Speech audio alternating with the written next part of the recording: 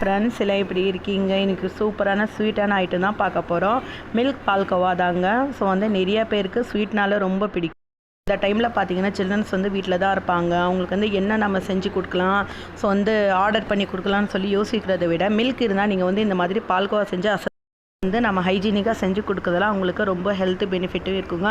So வாங்க கிச்சனுக்குள்ளார போயிடலாம். பால்கோவா செய்கிறதுக்கு 1 லிட்டர் பால் எடுத்து வச்சுருக்கேங்க. ஸோ இதில் 1/2 லிட்டர் பாலில் பார்த்தீங்கன்னா 1/4 லிட்டர் நான் இதில் ஆட் பண்ணியிருக்கேங்க. ஸோ இதை நல்லா ஒரு 10 மினிட் நல்லா இது சுண்டை காய்ச்சலாம். ஃபஸ்ட்டு பால்கோவாயை பொறுத்த வரைக்கும் பார்த்தீங்கன்னா நான் பன்னீர் ஆட் பண்ணி பண்ணுறேங்க. ஸோ இந்த மாதிரி பன்னீர் ஸ்லேஸ் இருக்கிறத நல்லா கையால் இந்த மாதிரி நுணுக்கி நீங்கள் கிரேப்னாலும் பண்ணிக்கலாம், அதாவது துருவி கூட வச்சுக்கலாம். நான் இன்னைக்கு கையால் நல்லா பொடி செஞ்சு நுணுக்கி எடுத்து வச்சுருக்கேங்க. போட்ட பால் பாருங்கள் நல்லா சுண்டை காஞ்சி வந்துடுச்சு. இதில் பார்த்தீங்கன்னா நான் 1 லிட்டர் பாலும் ஃபுல்லாக ஆட் பண்ணல. இன்றைக்கி 1 லிட்டரில் 4 பாகமாக நான் பிரித்து தான் ஆட் பண்ணி இந்த மாதிரி நம்ம பண்ணுறதால ரொம்ப டேஸ்ட்டும் நல்லாயிருக்கும். நல்லா பால்கோவா பார்த்திங்கன்னா ஸ்மூத்தாகவும் இருக்குங்க. ஸோ இப்போ நல்லா காய்ச்சி பார்த்தீங்கன்னா இன்னொரு 1/2 லிட்டர் பால் ஆட் பண்ணிக்கலாம். ஸோ ஃபஸ்ட்டு ஒரு 1/4 லிட்டர் போட்டிருக்கேன்னா இது இப்போ 1/2 லிட்டர். ஸோ இன்னும் 1/4 லிட்டர் நான் எடுத்து வச்சுருக்கேன். ஸோ இது நல்லா ப்ரிப்பேர் பண்ணிடலாம்.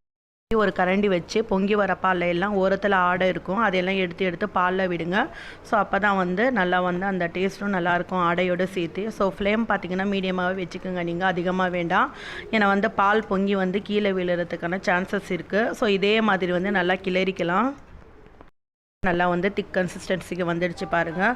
ஸோ இந்த பால்கோவா செய்கிறதுக்கு ஒரு 20 மினிட்லேருந்து 25 மினிட்டே போதுமானது தான்.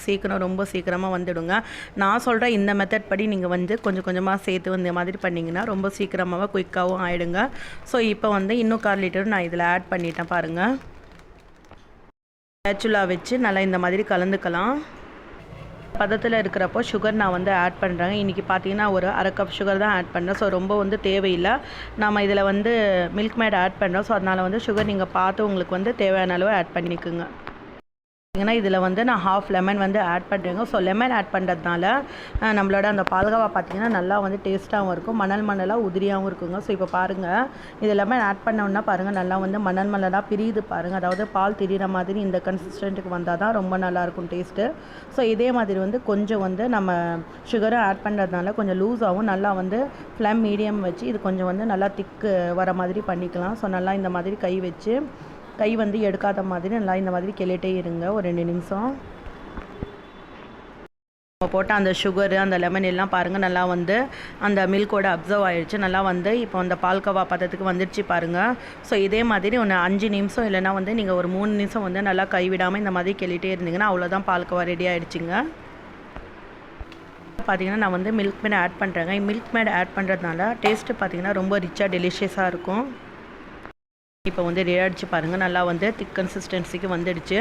ஸோ ஃப்ளேம் ஆஃப் பண்ணி இப்போ இது வேறு பவுலில் ட்ரான்ஸ்ஃபர் பண்ணிக்கலாம். மாதிரி பவுலில் கொஞ்சம் பட்டர் க்ரீஸ் பண்ணி எடுத்து வச்சுருக்கேன். சரி வேறு பவுலில் ட்ரான்ஸ்ஃபர் பண்ணிக்கலாம். இது கொஞ்சம் ஆற விட்டு அதுக்கப்புறம் நீங்கள் ஸ்லைஸாக வேணால் கட் பண்ணி போட்டுக்கலாம். இல்லை அப்படியே பவுலில் சர்வ் பண்ணி வேணாலும் நீங்கள் சாப்பிட்லாம். As you wish.